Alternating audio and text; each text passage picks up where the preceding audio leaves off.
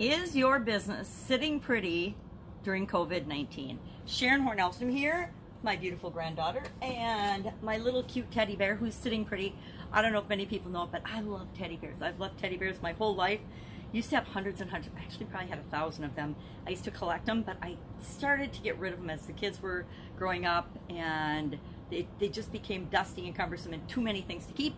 I started to give them away and disseminate myself of teddy bears, yet I still find that I have quite a few cute little teddy bears around me and surrounding me. And I think this one's gonna probably find a place with my ducks to hang out, but for right now, she looks like a she to me. She's got a dress on with a red heart. Is gonna hang out with my beautiful granddaughter and a pink flamingo. So, sitting pretty is our expression today. It's our idiom. It's a relatively new American colloquialism, if I can say that properly, from the early 1920s. It appeared in 3 musicals, all with the name Sitting Pretty. A couple of songs in 1923 and 1924, and in 1921 it was in a musical, an actual musical production. And it means, of course, to be in an advantageous position, usually with respect to your money situation. So a lot of people say they'll say when someone's lucky or in a fortunate financial position, not knowing how much hard work all of us business owners know that it is to put ourselves in that lucky, advantageous situation, right? But sitting pretty, if somebody has an inheritance or wins the lottery, oh, they're sitting pretty. Or if somebody has money and is in a good situation, we say, oh, they're sitting pretty. Now, how is your company positioned right now in this pandemic during COVID-19? Are you sitting pretty?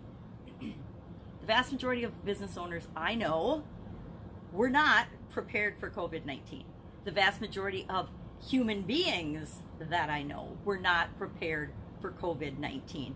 So many people, at least 80% of the population, is right along there with you if you're not feeling 100% confident in your company, in your organization, in your future, if you're not feeling like you're sitting pretty. And you know what? It's not our fault. No one could have predicted when and if a pandemic like this would have struck and would have hit. And I'm sure there's going to be people that will come out and say, I predicted back in 1927 that on this date there'd be a pandemic. Who cares? Doesn't matter. The truth is we're in this situation, so now we need to know what to do about it. If you're sitting pretty and you've got 6 months worth of cash reserves and your company's running and clicking along like gangbusters, I applaud you and I am so proud of you, and thank you for setting a good example for the rest of us and keeping the economy going, because our economy is still going, right?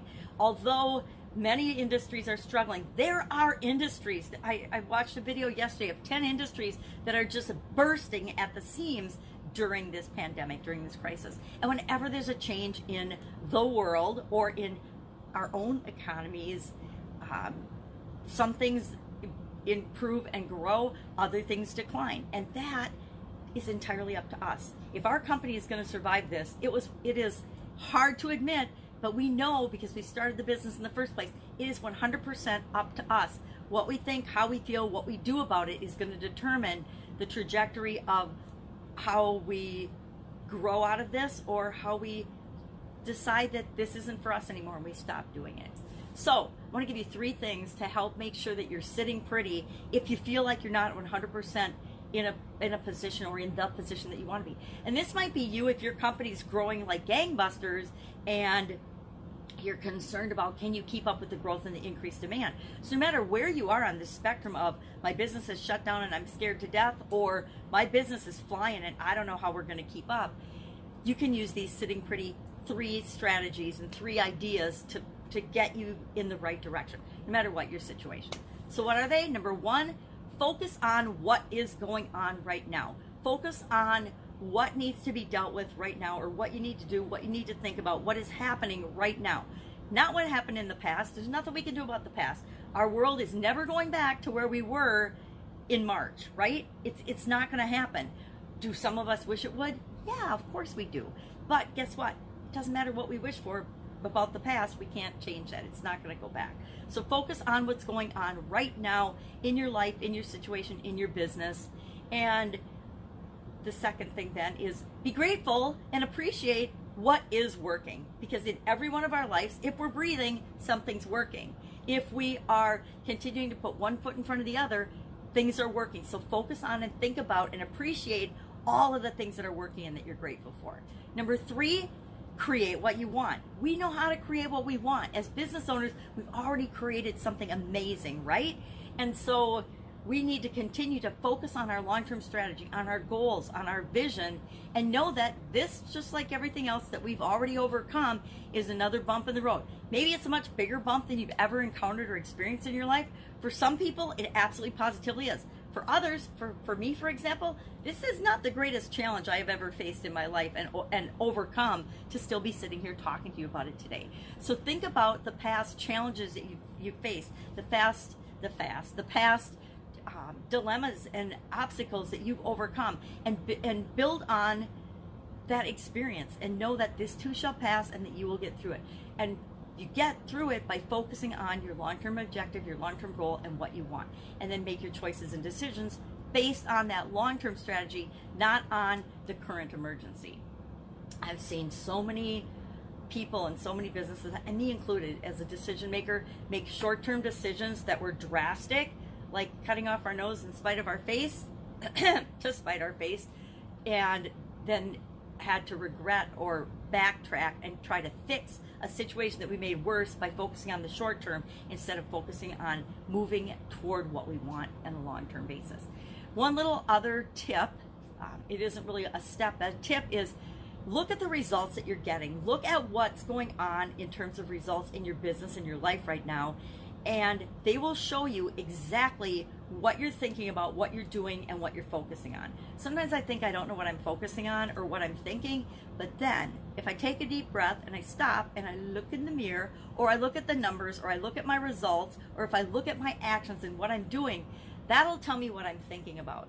And I can immediately know if I am thinking about things that are moving me in the direction of what I want, or if they're moving me in the direction of what I don't want. Let me give you a very personal, very real example right now.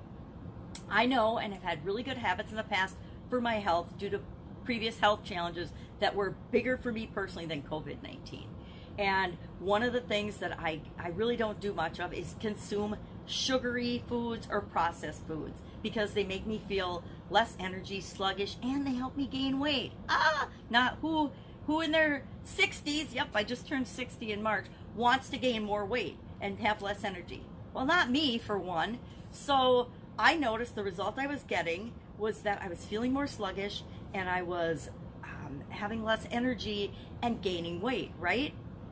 Now, I don't weigh myself every day, personal reasons, but I noticed my clothes were getting tighter and tighter, and that was the result I was noticing. Well, then I had to say, okay, what am I thinking, what am I feeling, and what am I doing that's causing me to gain weight, my clothes to be tighter? Well, consuming sugar, consuming processed foods, and not getting as much movement and exercise as I normally would due to COVID-19. And that's just an excuse, right? I just was letting COVID-19 be my excuse to let some of my good habits slip. So if you're not sure what's going on or what you're thinking, then look at your results and backtrack to realize, oh, I am changing my behavior. So if I want to not have those things happen, I just have to do the opposite. So cut out sugar, cut out processed food, get your rear in gear. And I know that, but if I'm not looking for my results and paying attention to my results, I don't know what I'm thinking. I was thinking that because of COVID-19, an excuse, I could let some things slide. Wake up call, no. So there's always things you can do for your business. If you don't know what to do, whatever your situation, and you don't have anyone to ask or call for help, just ask me, direct message me, ask me in the comments below. I specialize in helping people to know what to do next, primarily in their businesses, but also in their personal lives. Why? Because I've had 60 years of practice figuring out what I got to do next, and a lot of business and corporate and other experience along the way. So that's our idiom for today. I hope you enjoyed it. I would love to know your experience with this idiom. If you feel like you're sitting pretty, share that in the comments below so that people know there are a lot of people out there that are doing all right and figuring out how to navigate this crazy time. That's it. Have an awesome day, and I will, of course, be with you tomorrow with another interesting idiom. What does it mean? Where does it come from? And how can you apply it to your business right now? Take care. Bye.